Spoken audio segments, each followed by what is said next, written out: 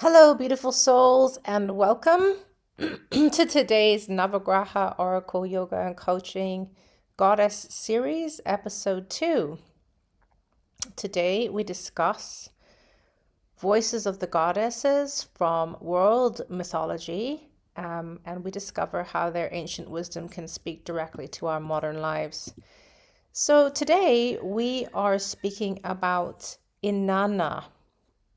Eanna is not a vague mythological figure. She is one of the most well-documented deities in the archaeological record. And I want to begin by giving you the verified facts because what we know about Eanna is actually extraordinary. So the earliest references to Eanna appear on clay tablets from the Eanna district of Uruk, which in southern Mesopotamia, which is today southern Iraq. And I think her mythology and belief, or perhaps followers of her traditions, spread to West Iran and perhaps further south. So the tablets were found in archaic levels of level 4 and 3 of the Eanna precinct. In level 4, the signs are purely pictographic. Among them occurs a symbol identified by scholars as representing Inanna. In levels 3, the signs have become more abstract, closer to the cuneiform shapes of later periods, and the language is recognizably Sumerian. One tablet contains a geographical list mentioning what scholars read as the place of Inanna, Eanna, the house of heaven, her primary temple complex. So Paul Collins wrote the Sumerian goddess Inanna, 3400 to 2200 BC. Papers from the Institute of Archaeology, University College London, Volume 5, 1994. This is the foundational scholarly paper on Inanna's archaeological record, and I am drawing directly from it. The Eanna precinct at Uruk also yielded the Warka vase, one of the earliest works of narrative art, dating to approximately 3200 BCE, which depicts offerings being brought to the goddess, and the Mask of Warka, dating to approximately 3100 BCE, one of the oldest naturalistic human sculptures ever found, is believed by many scholars to represent Inanna herself. So Inanna is really the famous myth, Inanna's most sacred myth, is her descent into the underworld.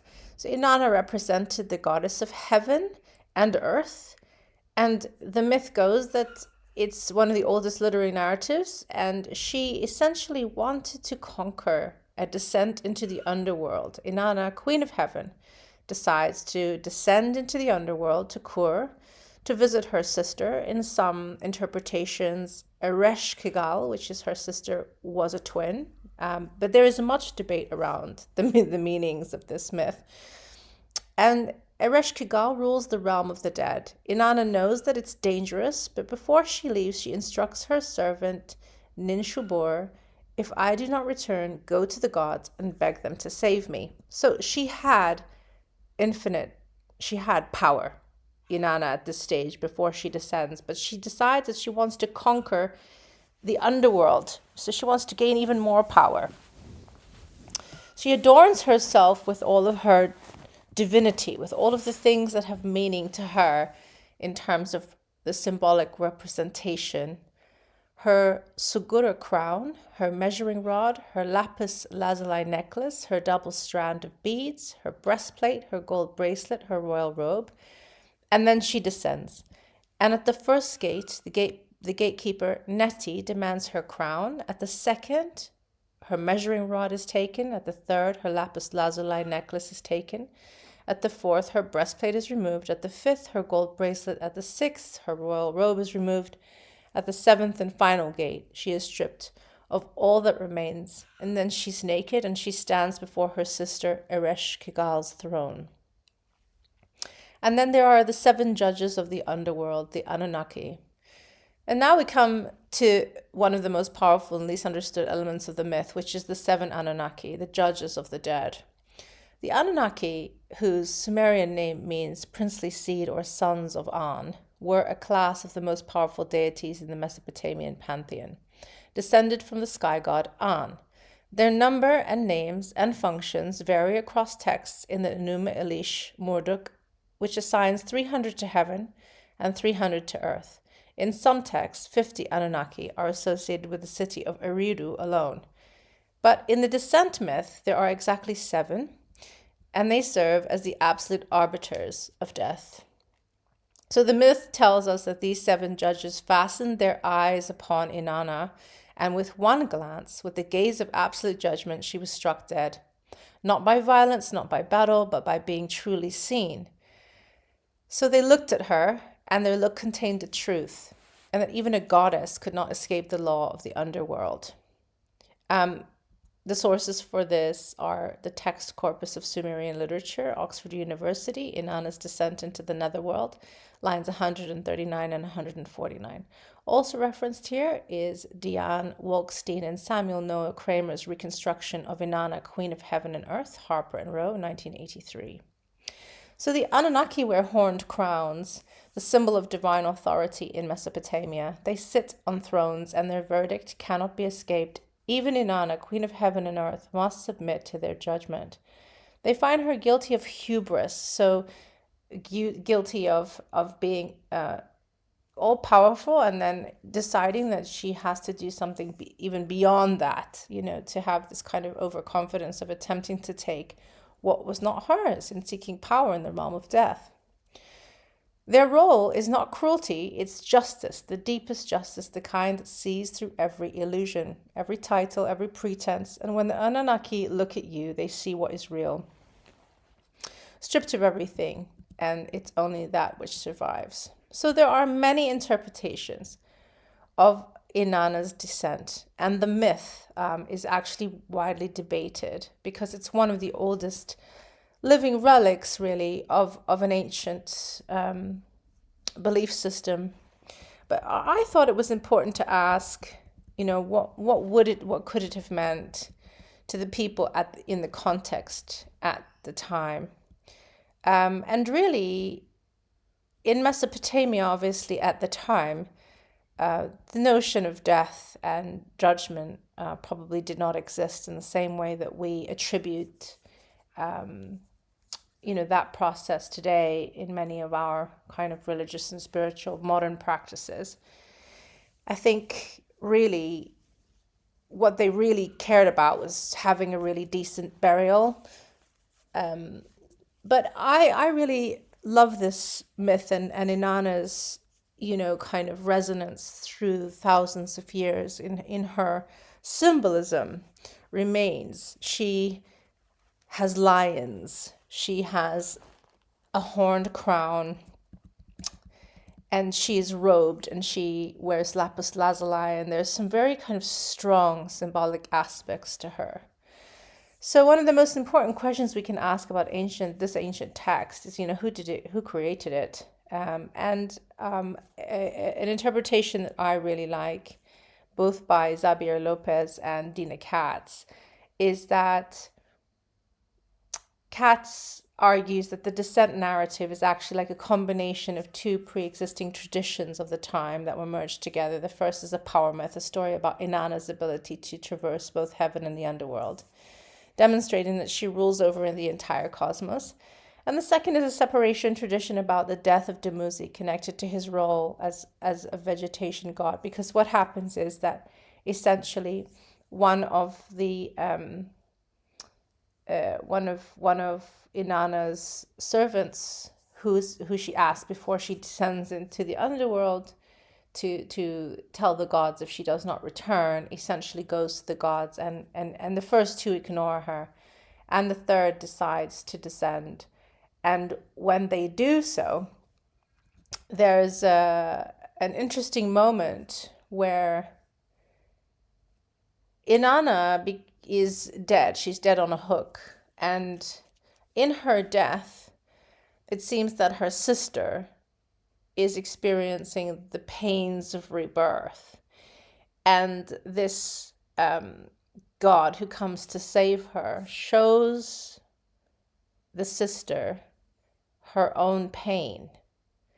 And in doing this, the sister decides that she will allow Inanna to reascend.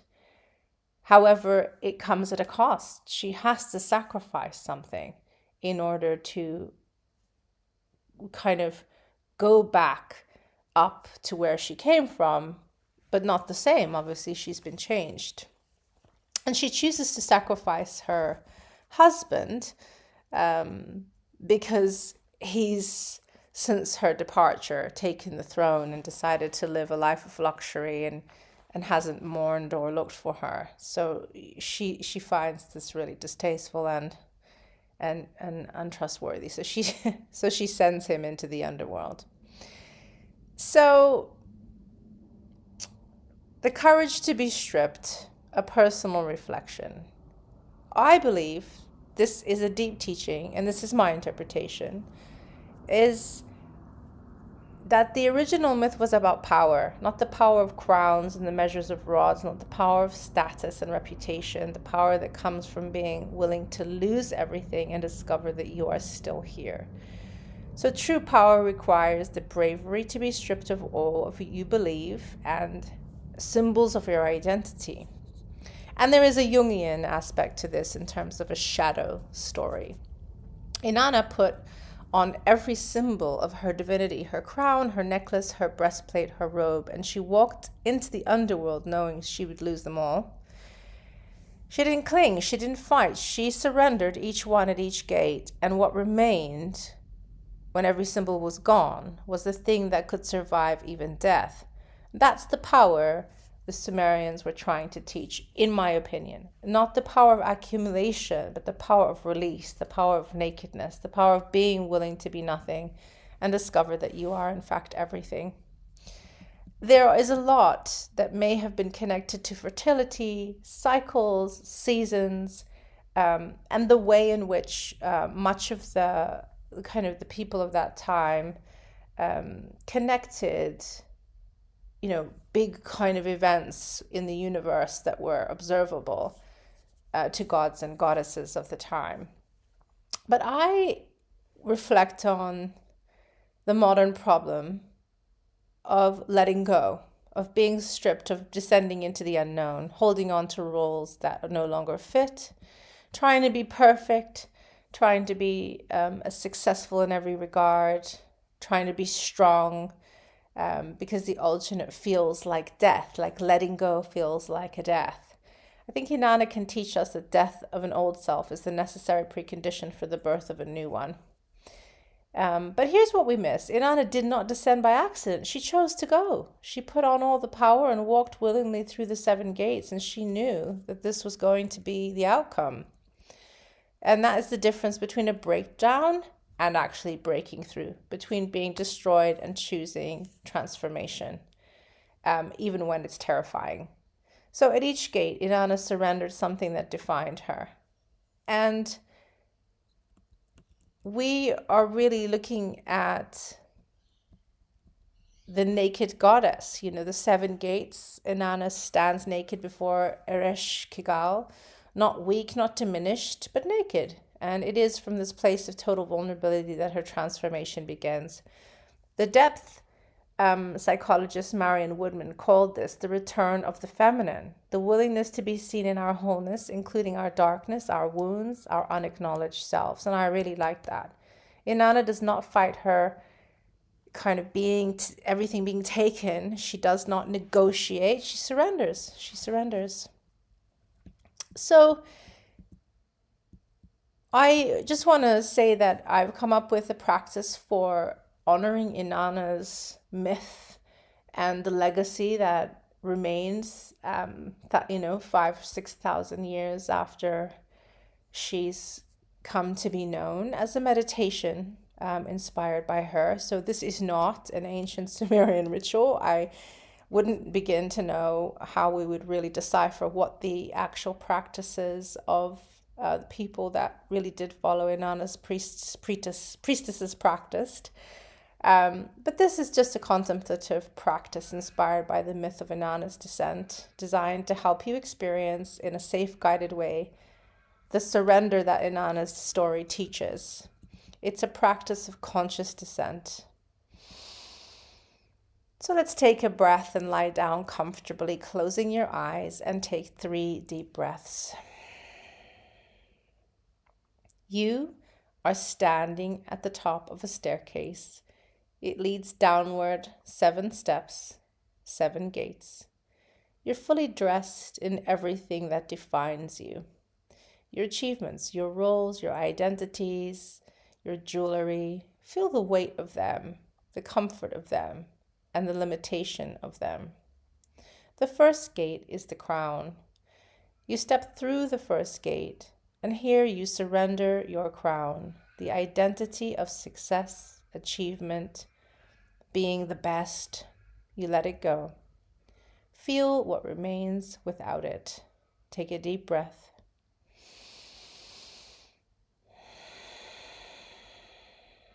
The second gate, the measuring rod. Through the second gate, you surrender your measuring rod, your constant self-evaluation, your comparison with others, your perfectionism. Let it go.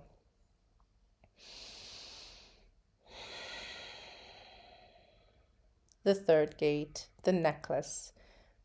Through the third gate, you surrender your necklace, your belongings, your status symbols, the things you use to show the world who you are. Let them go.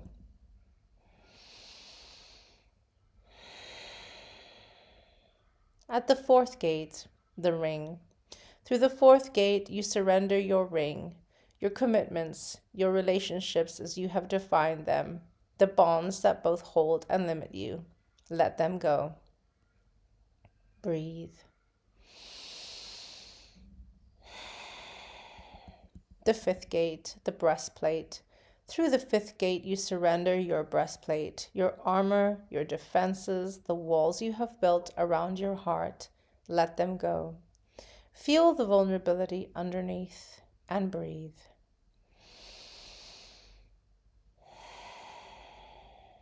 The sixth gate, the robe. Through the sixth gate, you surrender your robe, your public identity, your reputation, how others see you. Let it go. And breathe.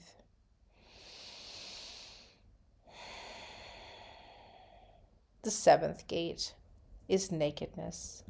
Through the seventh gate, you surrender everything that remains. You stand naked, not in shame, but in truth.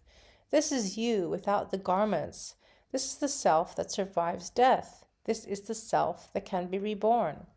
Rest here. Breathe. Let whatever arises be present. Grief, fear, relief, longing. Let it all be here. You are held by the earth beneath you. You are safe. Take a long pause. And slowly return. Now slowly you begin to ascend, and at each gate your garments are returned to you, but you see them differently now.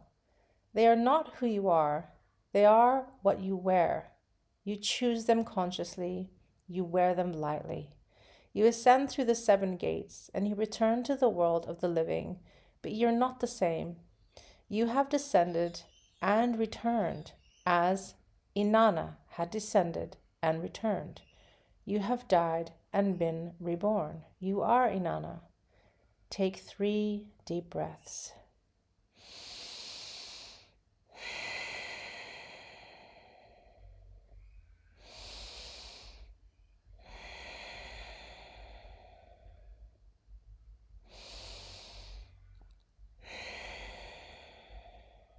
Wiggle your fingers and toes, and when you are ready, gently open your eyes.